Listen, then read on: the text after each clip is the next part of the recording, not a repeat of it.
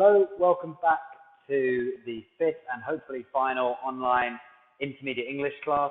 My name is Mr. Nicky. We're going to be finishing off our work on impressions. So that's Unit 7, and we're on pages 604 to 609 of your Edge textbooks. If you don't have your textbook, don't worry. As always, everything that you need will be included in the presentation. Just please do make sure that you have a notebook and pen to hand so that you can write things down as we go through. So, objectives for today. By the end of this lesson, you should be able to understand and use different types of figurative language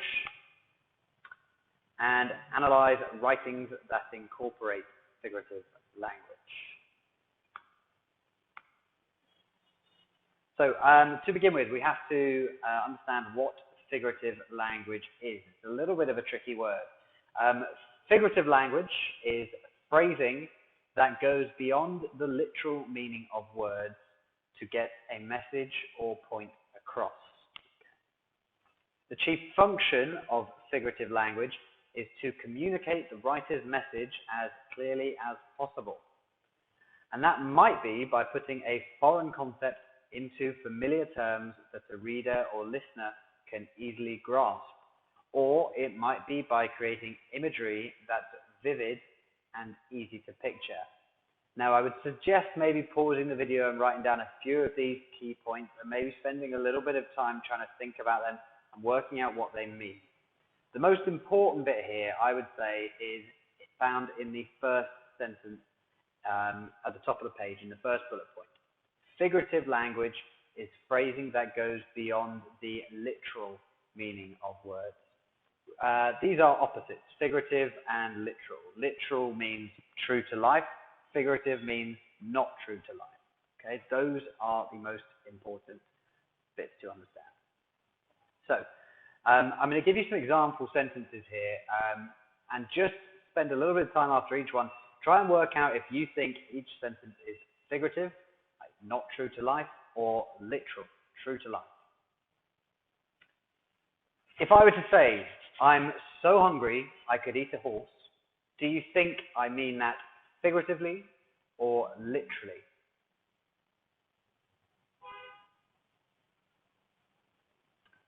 Okay, that is an example of a figurative sentence.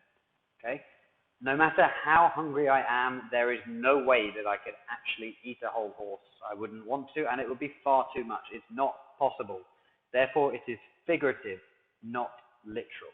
I do not really mean I want to eat a horse.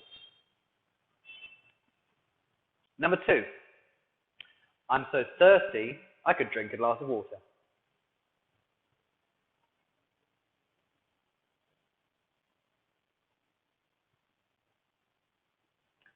That would be an example of a literal sentence. Okay, I'm so thirsty I could drink a glass of water. There's nothing particularly special or exciting about drinking a glass of water. We can all do it. That is a very literal sentence.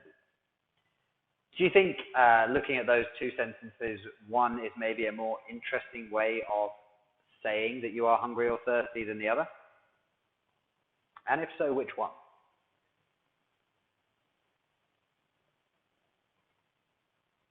Okay, so we can see from looking at these two, probably, I presume, everybody thinks the figurative sentence is a bit more interesting. There's a bit more imagery, it's a bit weirder, it's a bit more fun. I'm so hungry I could eat a horse. It's much nicer than I'm so thirsty I could drink a glass of water, because that's boring. We can all do it. So authors often use figurative language to make their sentences more exciting and a bit more entertaining, to give you more of an image in your head. Let's have a look at some more. I feel like death. What do you think? Figurative or literal?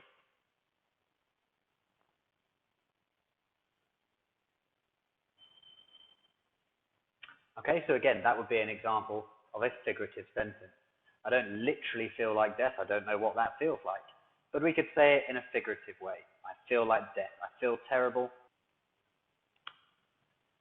Let's have a look at number 4. I'm talking about a girl here, and I say, she has a heart of stone. Do you think that is figurative or literal?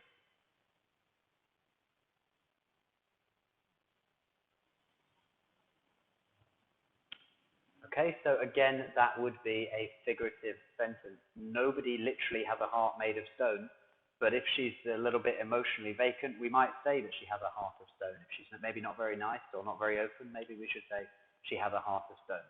Again, put these images in your head, and it's a lot more interesting to read than just saying something like, she's not very nice. Okay, next one. That grass is long and green. Is that figurative or literal?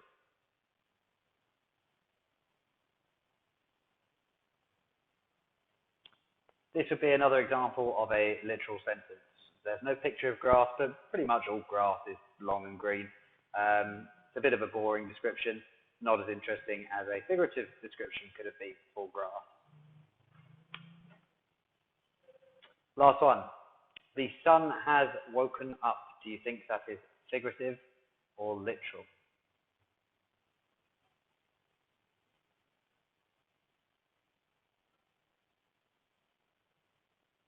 Okay, so when the sun rises, we might say something like the sun has woken up.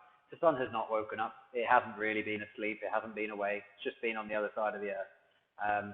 But we might say the sun has woken up. It gives that kind of morning feeling. It's a bit more interesting. And again, this is an example of figurative language. Okay, so hopefully after that you can just about understand the difference between figurative and literal. True to life, not true to life. So figurative language we can split down into further subsections. So all of these types of words or types of phrases that we're going to look at now are subsections or subcategories of figurative language. So the first is a simile. You might have heard of these before. A simile is a figure of speech involving the comparison of one thing with another thing of a different kind. And it's again, as with all figurative language, used to make a description more emphatic or vivid. Now, if you have your books at home, if you have your textbook, you can look at the top of page 604 and it will give you an example sentence. We're going to give you some more here as well. So the example in the book is, the sun is like a glowing flame. Okay, the sun is like a glowing flame. Two more we've got on the board. As brave as a lion, crazy like a fox. Okay? Again, nothing is really crazy like a fox, not really brave like a lion, not really glowing like a flame. Okay? But those are figurative language. So your turn now. You've got 3 spaces. Please write down. Okay, so we should have written down the 3 similes there. If you haven't quite, please pause the video and make sure you finish that off. We're going to work through onto the next type of figurative language now, which is a metaphor. A metaphor. So a metaphor is a figure of speech in which a word or phrase is applied to an object or action to which it is not literally applicable. And in a sense, it symbolizes something else. Okay? So it often compares 2 things which are not the same by saying that one thing is the other. So for example, Tom's eyes were ice as he stared at her. His eyes were not really ice. Maybe they were just still or motionless or glazed over, watery. Okay, Tom's eyes were ice as he stared at her. Another metaphor, the children were flowers grown in concrete gardens. Okay, they are not literally flowers grown in concrete gardens. What it may be saying is the children are the one good, beautiful thing to come from this nasty environment. Okay, the children were flowers grown in concrete gardens. So we're using different things to apply meaning. Your turn now. Have a think if you can see, or have a think, see if you can write down 3 different metaphors. Pause the video to do this. Once you have finished, you can restart.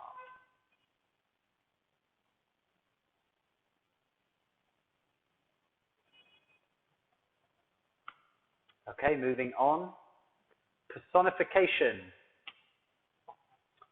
Personification is the attribution of a personal nature or human characteristic to something non-human, or the representation of an abstract quality in human form.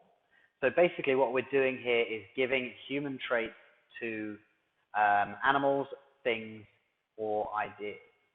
So some examples. The car complained as the key was roughly turned in the ignition.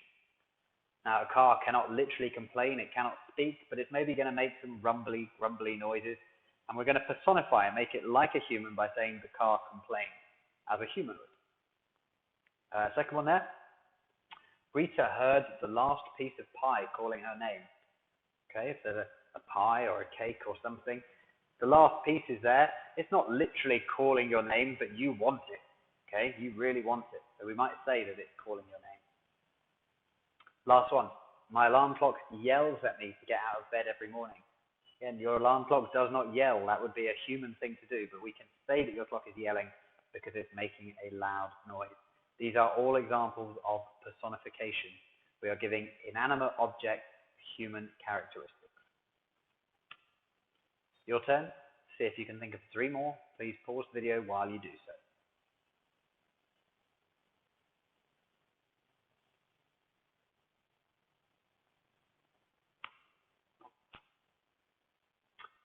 Okay, so if you've got your books, this is from page 604. If not, it's on the board. You can see we have got a simile and personification in this text, and they are highlighted for you. So we'll read the entire thing. It says, each morning I wrote my name on the dusty cabinet, then crossed the dining table in script, scrawls and crapsels on the backs of chairs, practicing signatures like scales, while mother followed, squirting linseed from a burping can into a crumpled up flannel. Okay, now the simile there, the author is comparing practicing a signature or how you write your name to sign for something with practicing scales on a piano or a musical instrument, where we're going forwards and backwards and repeating the same thing over and over again. Okay, so that's an example of a simile. Again, it's easy to spot similes because we've usually got that word like in there. Okay, it's usually got the word like in. Second, if we look to the penultimate line, second bottom, we can see that mother is squirting linseed from a burping can. Now, that's an example of personification. Again, burping is something humans do. If you ever drink a fizzy drink too quickly, you might end up burping. And that's what they're applying to the can. Of course, the can cannot actually burp. It's not a human, but we're going to personify it to explain the noise. Moving on. Okay, so this is our first poem that we're going to be looking at today, and it's called Mark by Carmen Tafolla. I'm going to read this through one time. There are a couple of words in there that you might not understand. Again, this is a bit like our Novio boy has bits of Spanish in it. So just so you know before we go, where it says in line 2, Mija, it's actually short for Mija, M-I space H-I-J-A, which would be my daughter. Okay, so it's a mother talking to a daughter, just to give you that context. So, never write with pencil, Mija. It is for those who would erase. Make your mark proud and open, brave. Beauty folded into its imperfection, like a piece of turquoise mark. Never write with pencil, Mija. Write with ink or mud, or berries grown in gardens never owned, or sometimes, if necessary, blood. Okay, so quite a nice short poem there. Question. What does the poet use to symbolize making a temporary mark on the world in lines 1 to 5? Have a little think. Sorry, what object does the poet use to symbolize making a temporary mark on the world in lines 1 to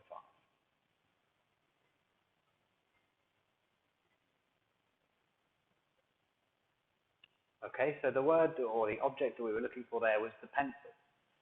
The author here is using a pencil to symbolize something temporary. It can be erased.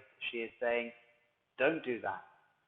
Be proud, be open, do things that cannot be erased. Make a difference, okay, rather than pencil, which can be erased.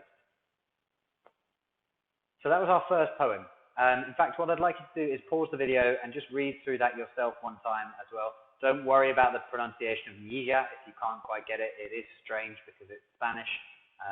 We're not too concerned about your pronunciation of that. Just make sure the rest is correct. Okay, again, as you're reading, be careful with punctuation. We've got commas and full stops. Make sure that you're leaving the spaces that we need as you are reading this through. If you want to hear me read it one more time, you can rewind the video to do so. Okay, so please do that now. Restart once you're finished.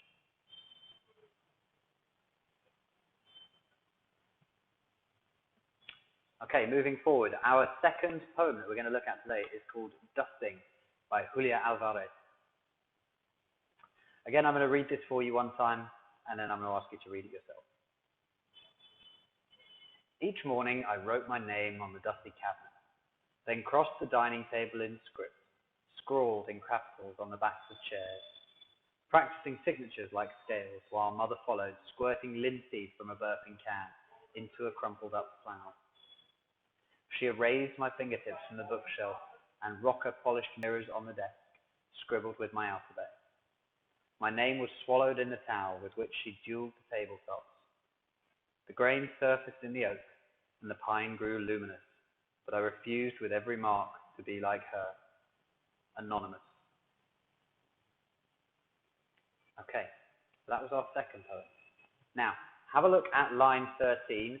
What kind of figurative language is the poet using? So again, remember we talked about similes, metaphors, and personification.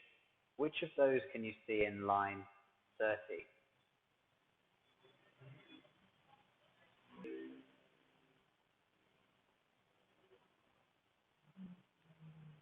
Okay, so the word we were identifying there was swallowed, which would be a human movement. Okay, that is a swallow. She's applying that to the towel and the way that the towel is erasing the dusty fingerprints and the marks that she's made on top of the cabinet. So that would be personification. Have a look through that poem. Are there any other figurative devices that you can see?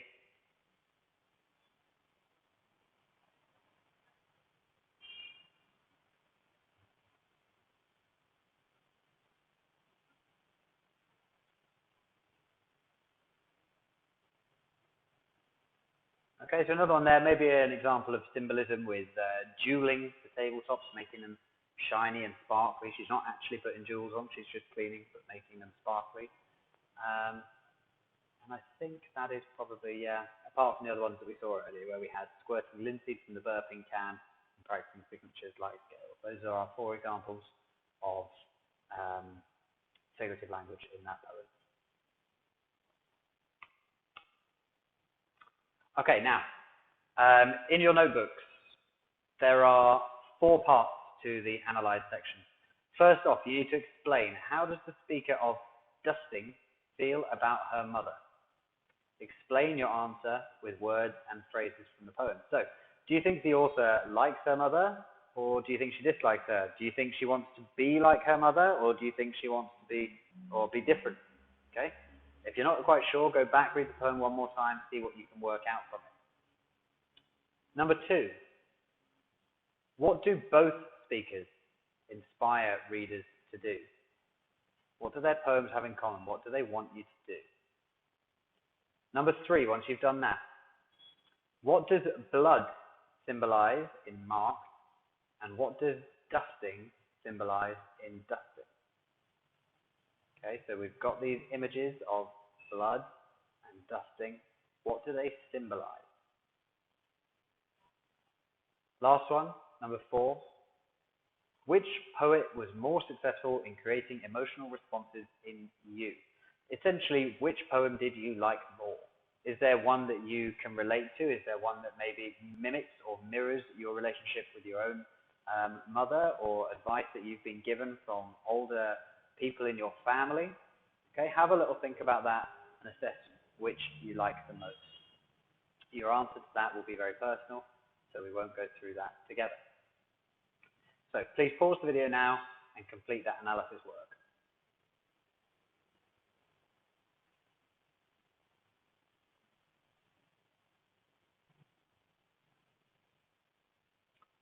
Okay, so answers, I'm not going to go into too much detail because you should have written these in your own words in your book. But how do we think the speaker of dusting feels about her mother? A little bit, maybe a little bit disappointed. They probably have a slight difference in opinion about whether they should be making marks, about creativity. It sounds like the mother is a much sort of more structured, traditional mother, whereas this younger person wants to be a bit more creative and leave their marks. So maybe a little bit resistant to the mother there. Number 2, vocabulary. What do both speakers inspire readers to do? This is all about making a mark. Okay, we had in dusting, there's dust on top of the cabinet, leaving marks, making marks. In poem marks, it was about doing things that last rather than doing things that are temporary. So it's all about leaving a mark. Okay, so number 3 then we had, what does blood symbolize in marks?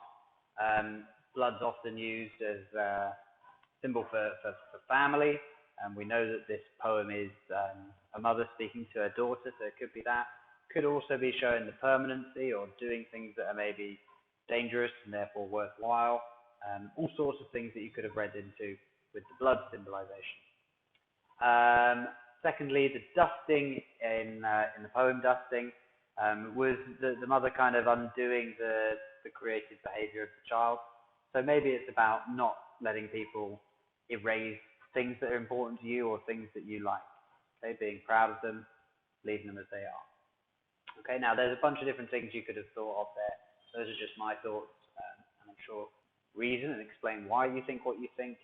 Your answers will always be correct. Okay, moving on. We've got some key vocab from previous weeks. The words that we must remember are anonymous, conquered, contributes, encouragement, imperfections, inspire, overcome, and unforgettable. Now you'll see if you've got your books, you can do this directly into them. If not, please copy out the entire passage and fill in the correct words in your notebooks. Okay? Please pause the video now. I will give you the answers in a moment. Okay, so answers. I'll never forget Sheila. Because of her, I conquered my fears and learned to walk again after my accident. She is truly unforgettable. She is a volunteer and contributes her time at the hospital to help people like me. She was able to inspire me with her kind words of encouragement. I did not think I could overcome my problems, but Sheila helped me look past my imperfections and get better. I wrote a letter to the hospital to tell them how great Sheila is. I didn't want Sheila to remain just an unknown or anonymous volunteer. Okay, those are your words there. You can go back through and check those if necessary. If that was all correct, very well done. That's excellent. We will move on, and we are almost done. Your independent writing this week is based on the poems. You can remember from your childhood, you could use that, or if there's a poem that you particularly like, you could use that. It can be English, it can be Vietnamese, it does not matter, it is up to you. Just if you are doing a Vietnamese one, make sure that you can translate some of the bits that are necessary. So, we need minimum 3 paragraphs in your writing. The first is going to be your introduction, where you're going to introduce the poem you have chosen. So things you need to include are a bit of information about the author, maybe name, how old they are, where they live, where they're from, where they've grown up, whatever background you want about them. The date of the poem, is it recent, is it old, is it from your grandparents' generation or beyond? Okay, the date.